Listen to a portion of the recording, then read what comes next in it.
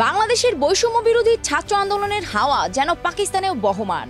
পাকিস্তানের সাবেক প্রধানমন্ত্রী ইমরান খানকে ৩০ আগস্টের মধ্যে মুক্তির দাবিতে বিক্ষুব্ধ ছাত্ররা যখন উত্তাল, তখন বাংলাদেশের মতোই পাকিস্তান সরকার কর্তৃপক্ষ বন্ধ করে দিয়েছে ইন্টারনেট সেবা। বিএসএফ সতর্ক করে বলেছেন, তাদের দাবি পূরণ না হলে সারা দেশব্যাপী বিক্ষোভ শুরু হবে, যা দেশটিতে চলমান রাজনৈতিক উত্তেজনাকে আরও তীব্র করে তুলবে।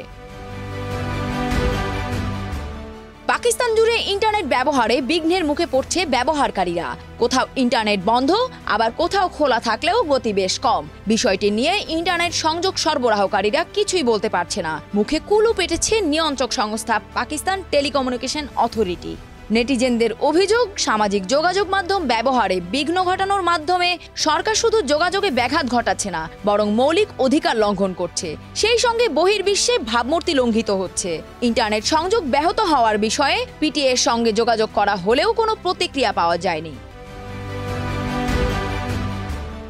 সংবাদ সংস্থা পিটিএ সূত্রে জানা গেছে, খাইবার পাখতুনখোয়া প্রদেশে একটি উল্লেখযোগ্য সমাবেশের পর ৬ আগস্ট পাকিস্তান তেহরিক-ই-ইনসাফ ঘোষণা করেছে যে তারা ইমরান খানের মুক্তির দাবিতে এই মাসের শেষে ইসলামাবাদে একটি বিশাল সমাবেশ করবে। ৩০ আগস্টের মধ্যে মুক্তি দিতে সরকারকে আলটিমেটাম দিয়েছে পাকিস্তান স্টুডেন্ট ফেডারেশন। বাংলাদেশের ছাত্রদের নেতৃত্বে একটি সফল বিক্ষোভের পর পাকিস্তানের তরুণদের মধ্যে একই রকম অনুভূতি জাগিয়ে তুলেছে বলে মনে হচ্ছে। সংযুক্তা শুভ্রা, দেশ রূপান্তর।